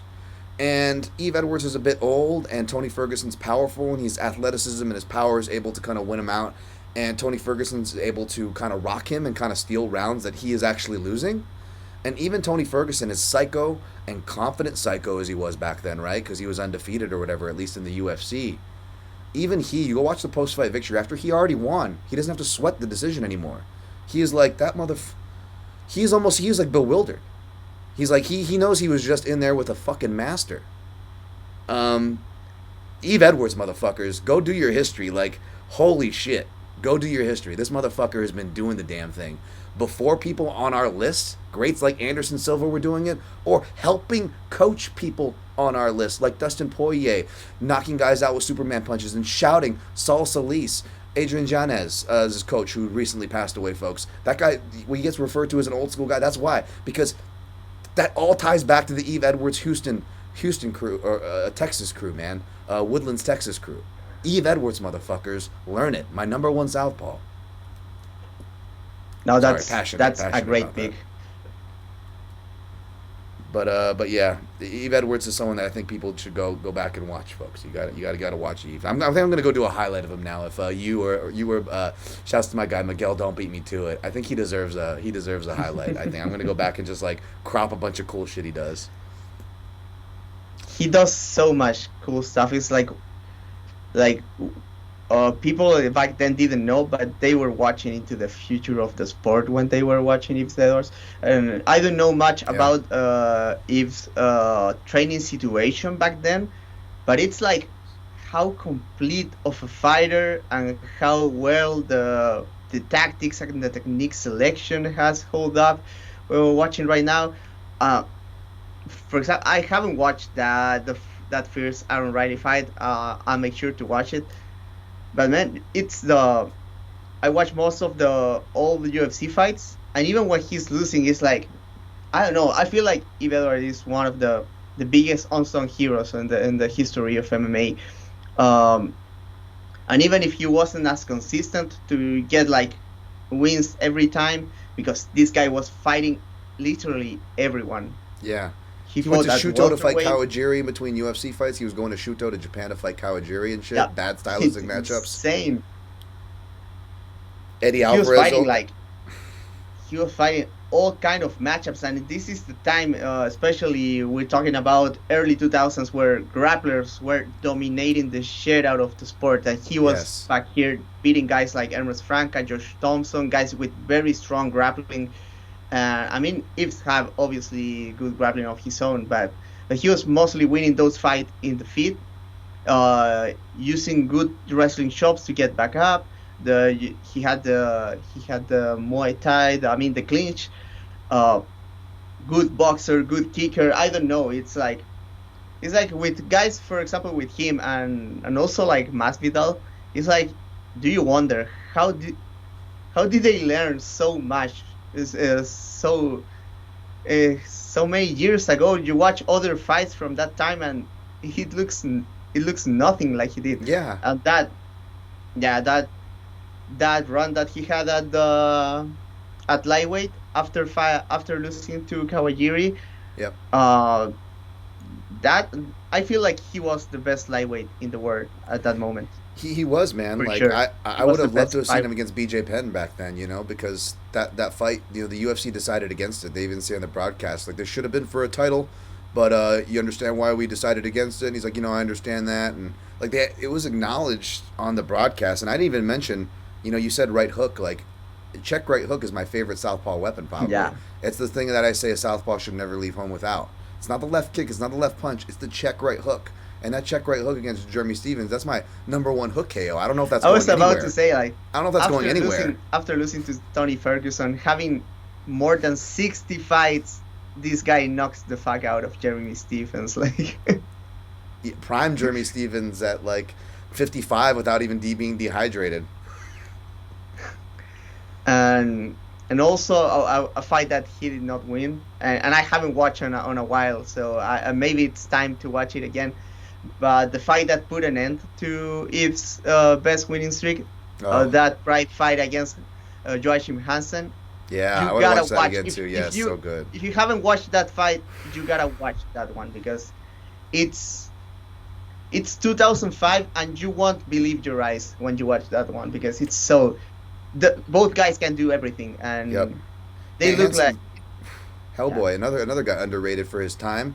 And like, if you were to be like, oh, he's just a striker, like you would have been dead wrong saying Hellboy Hansen is like, man, that's a Insane great shout. scrambles. Oh, Yeah. oh, great action fighters, just great action, great action. Great shouts there. Okay, I'm gonna go listener list, and then we'll do honorable mentions, and we'll get the fuck out of here. All right. So we got We've been for a while here. I know. Yeah. Sorry, folks. I appreciate Feno. All right, my guy James Kendrick, longtime listener of the show here, at Salvatore Stan 1. He says in no particular order: Anderson Silva, check. Lyoto Machida, we didn't talk about him. That's a great shout. I have him written here for honorables. Check. Dustin Poirier, we both have him on our list. Good one, James. He's got Stephen Thompson. I'm not gonna mark you down for it. Again, great stuff from Southpaw. And Robbie Lawler, he's with you on that one too. So solid list there, James. Yeah, very good. Machida, very good shout out. Yeah, Machida. I mean, you think he would have been on my list, especially with the traditional martial arts, and he is just the classic. Like a lot of traditional martial arts do it.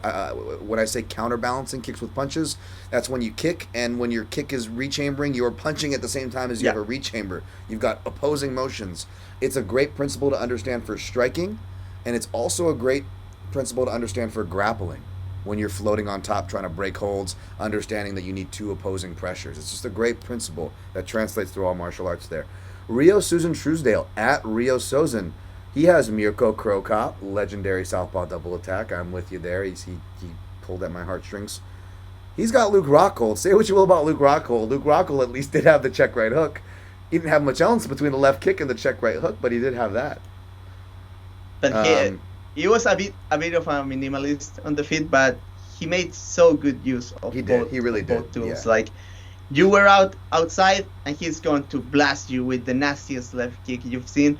You try to close in, he has the check hook ready for you. It was very effective for a while. It was insane, like he and the fact that he was known as this wrestler, but he never really wrestled. Attempted them. Completed takedowns. Like all the submission wins were like people shooting in on him or creating weird freaking scrambles to try to break past that check hook kick dynamic. Yeah, it's very cool. I love Prime Luke Rockhold, to be honest. Yeah, he was fun. I like that Jacare versus Luke Rockhold in Strikeforce. Like that era was fun too, watching both those guys grow. Yeah. He's got Wonder Boy on his list as well. All right. He's got Conor McGregor. All right. Solid choice. And there we go. Rio Sozin's got RDA. He says, gotta have him due to the scientific pressure fighting. Yep. Gotta stop that I agree. pressure fighting. Absolutely. Let me see if there's any other listener lists. I apologize if I'm missing you guys. Hopefully, unless you guys responded to like the people who quote tweeted like Feno or shout out to my guy Ben Cohn. I don't have those in front of me, so apologies. At the PYM podcast, if you ever want to submit your list. I know this one was going to be a lot of crossover anyways. Let's get out of here with some honorable mentions on who we haven't mentioned yet. Anyone that hasn't been mentioned yet, Feno. I've got a couple names here. I'll let you go. I have Machida and Rockhold on my honorable mentions.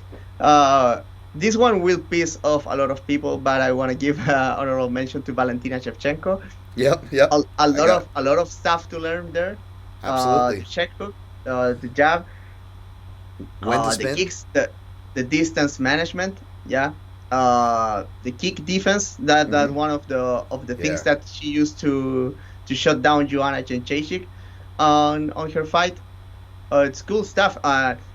And also against a fellow southpaw who was way bigger than her. Watch her fight against Holly Holm. Mm-hmm. Very impressive. One of the best wins in women's MMA history, I would say. Very impressive because the size difference, and Holly Holm is very athletic. She's huge, and Valentina beat her doing the things that Holm likes to do. So I give a lot of extra points to that performance. Yeah, absolutely. Let me jump in on that one real quick because I have Valentina. She's the only female written down. She'll be on my list as well. Holm will not. And if people give me crap, I'm gonna pull out the old head-to-head. And not just that, Feno. I'm really proud of that one. There's certain things you're proud of calling. That's one of the few breakdowns you can go back and read, and you could be like, hey, did that motherfucker write this after the fight?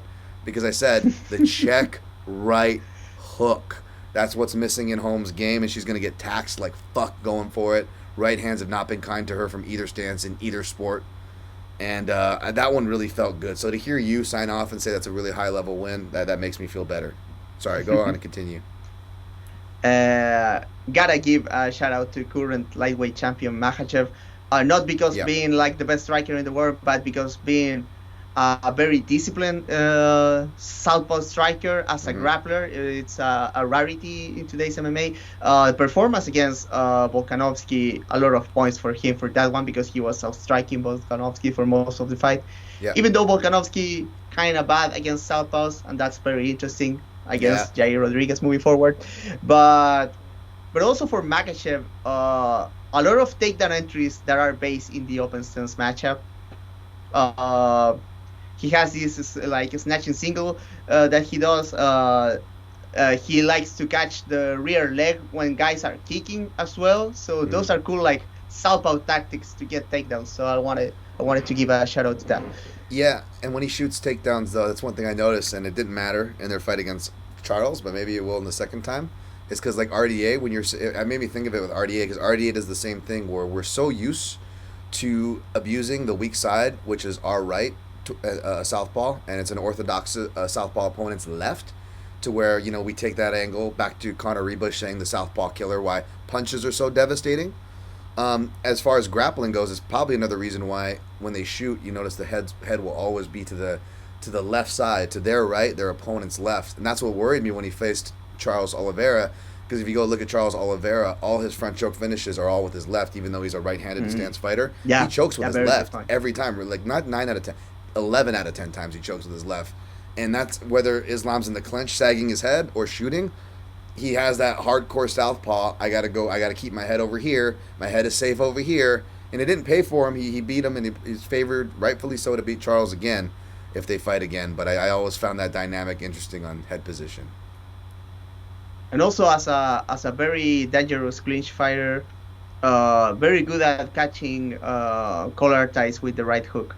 And that's always a good thing to have as a grappler. Yeah. Absolutely. Hey, back to Jim Miller catching those collar ties, right? Southpaw striking there. I wrote down Jamal Hill. He's still obviously going to be champion. I came off higher off of Jamal Hill after the Glover fight, but it wasn't so much of the striking. It was more off of like watching his wrist control and his grounded pound. That actually impressed me the most in that Glover fight. I still feel like he's asking for the Southpaw killer thing because like that was the reason why, even though obviously OSP shot and that was a really bad pick in hindsight, but at that time I did take a dog flyer to pick OSP because OSP will just randomly knock people out with a left hook, and Jamal Hill kind of has that drag down a little bit, but he's still developing his style, so I'm curious to see where he goes. Got to shout out Tim Means, right? Tim Means. He'll one of those guys that, despite being a southpaw, sells out on the right hook like hell. Like, he does. Yeah. That's his punch. Yep. Oh yeah. Tim Means, gotta give him a shout. Just real technical southpaw. Very so good. Yeah. Love Tim Means. Watching him fight, it's not sex, but it's pretty close for someone like me, you know. It's pretty bad. I know it says a lot about me, I guess, but I'm just trying to say Tim Means is a badass. Is the point. We talked a little bit about Vitor. You know, he's got to get a mention just because he's Vitor. My first favorite southpaw in UFC, believe it or not, Kenny Florian. I was a Ken Flo. Again, I was a tough noob, man. Oh, Ken Flo with the elbows. I like the nerdy guy that wasn't an athlete, that was a southpaw. Of course, Dan Tom like Kenny Florian as a tough noob coming into the sport. So I gotta shout out Kenny Florian. Jens Pulver, I know I mentioned, lightweight pioneers. Obviously, you got to mention him. I know I was putting Eves over, but obviously Jens Pulver is one of the lightweight godfathers, southpaw godfathers, you know. Rick Story, he wasn't a great striker, but like I love Rick Story, yeah. The fact that like you don't see body punches stats because body punching is just overlooked criminally, and everybody's tired of hearing me and people like you talk about it. But to that point, right, Feno? Like this was back in 2013. You can go all the way back a decade ago, and Rick Story went to the body so damn much as a southpaw that he literally forced the broadcast to put body strike graphics to where they even say it. They're like, we only really bring these up for Rick Story fights, folks. Like, because even especially back then, like no one's really a high level striker like that as much as we get them trickling in more more, I should say. Good southpaw leg kicker, by the way, Rick Story as well, and absolutely. He's a wrestler. Well, he trained with MMA Lab for a minute, and MMA Lab, back to your leg kicks and southpaws, right? That's Benson Henderson. You got Brian Barberina. You've got shit. You got Jared Cannonier now. Alex Caceres was there, right? Rick Story was there. Like, you look at all these generations and different weight classes. MMA Lab's a camp that with these kicking nuances you're talking about to just southpaws in general. I don't know what it is. John Crouch is a jiu-jitsu guy. I don't know what it. I know Emerson helps him strike there, but Emerson, we talked about him getting light up by southpaws when he fought. I don't know what the explanation is. The southpaw camp, right? Yeah, like, they're one of them. They're one of them. Cannonier, Barbarina. Yeah. Yeah. Benson, the Story. Ton of southpaws from that camp. It feels like. Dominic Reyes, he beat John Jones, right? Yeah, that gotta count for something. It's gotta count for something. You beat John Jones. Another shout, Benson. Already talk about Benson. Yeah, absolutely. Yep. Hendricks. Yeah, Johnny Hendricks. Good shout. Nick Diaz. We didn't talk about Nick. Yeah, the Diaz brothers, both, and very different. I'm guessing people are starting to learn that they are different. Yeah, I didn't know. All I know is, I definitely didn't, have the right hook, levering hooks to the body and head. That definitely didn't come from Nate. That came from Nick for me. And you got someone corralled against the cage and you're levering right hooks to the body and head. That was Nick's move. I think Nate, I always say the same. Nate was better when he was Nate than when he was trying to cosplay as Nick. To be honest, yeah. Like Nate a lot cleaner in the open space, very decent footwork when he's in neutral space. Good with the right, with the check hook, super long straight left. While Nick was a lot better roughing you up against the cage. Yes. And Nate tried to emulate that a lot, but I feel like Nate was always better in open space. Look at when he started to punk McGregor in the first fight, all open space. It was not the pressure. It was just catching him with these sneaky shots that McGregor couldn't see coming. Yeah, timing change-ups, right? Yeah, he had really good timing change-ups off his left, connecting it to his right. That's how he got Leon as well. Yep. Yeah, exactly. My number one southpaw. Whereas I would say Nick's probably better lead hand in my opinion. Yeah. This is from going forward like we said, but even he had counter stuff. How he knocked out Robbie Lawler back at UFC 47 in their first fight, right? The checking right hands again. Checking right hands are just it's annoying, especially checking jabs. I don't know if it was you talking about that with Sergio this last weekend, but a checking jab is just such a pain in the ass when you think when you want to come forward or think someone's done throwing, and they hit you with a checking jab. Oh yeah, it was Connor. It was Connor that was talking about ending combinations with jab about Sergio. But okay, I'm talking about. That's right. I've talked about that in the past before. Ending combinations with jab very underrated, especially as most MMA guys try to exit in a straight line. You just always tag them with the jab when they're going back. They don't expect it, and then especially again the southpaw jab. It's just that extra annoying angle of what the fuck was that? Yeah, just checking jabs. I mean, I've been able to. I can't tell you how many sparring sessions I've survived off of it by checking jab, because I'll tell you, there's not a lot of other stuff I could offer. Oh, this was awesome, Feno. I think this is going to be under 2 hours by the time I cut it together. I don't know when I'll get it to you guys. But this is a really good conversation. I think we covered actually a ton, man. We covered a ton of dynamics, tactics, different eras, history. That was very good talk, yeah. Weight classes, eras. We covered a lot. I don't think we missed anything, huh? No, I mean, if you wanted to hear us talk about Southpaws, you should be happy by now. Yes, hopefully everybody at least this hopefully satiated the nerds and small little slice of pie that I seem to placate my small audience to, and I'm very appreciative. And regardless of what audience you're a part of, how small it is, hopefully if you listen to this, you came away knowing more about Southpaws and knowing more about that dynamic and understanding what it is that makes them fucking cool, because they're cool, man. It's different. It's cool. Even though more people are switching stance these days, nothing beats a southpaw who knows how to fight southpaw to me, man. I don't know why. I know I'm biased. I know I'm biased, but it's fucking cool. That's why I track it. It's fucking cool. Southpaws. All right. Anything else, Feno, before we get out of here? No, not really. I'm working on an article about Sergio's performance against Pitbull, but that will probably be ready next week. I doubt I will have it this week, so look forward to that. Remember to support me and the rest of the guys of the fight site if you can, guys. We're trying to put a lot of content about combat analysis. And thank you so much for having me. I had a lot of fun talking about this. I love talking about fighting. This was awesome, man. I don't like having guests on a lot or doing it, but when it's like a good topic and a good guest, we have both of those. I'm so excited. It's been an honor to have you on. You know, I'm a big fan of your work. I shout you all the time. People should follow you. Look on the screen at Feno, Fenox Sky, and you can find him at Fight Site dot, spell it out, DOT.com to find them on Twitter. And of course, that's what's the actual website? I don't want to brutal it now. I got your guys' Twitter handle correct. What's the actual website if they want to type it in? Is dfight-site.com. And you can find them on Patreon if you want to support. And I highly suggest doing so. That seems to be the best way to support like the good medias out there and stuff, you know, or the niche medias or the things that you want to have more of. Vote with your proverbial dollars, folks. That's the only voting I'll tell you to do. Just support what you like. I don't think that's a crazy message, right? It's these guys are good dudes. I support them and love having them on for a reason. Fano, you were fantastic. I hope more people follow your work and your colleagues' work because you and the rest deserve it.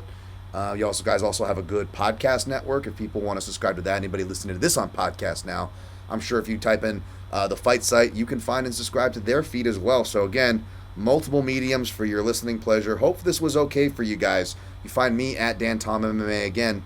You guys find Feno at Fenox Sky on Twitter. At the PYON podcast on all social platforms. We are supported by mixedmartialanalyst.com for this free here show.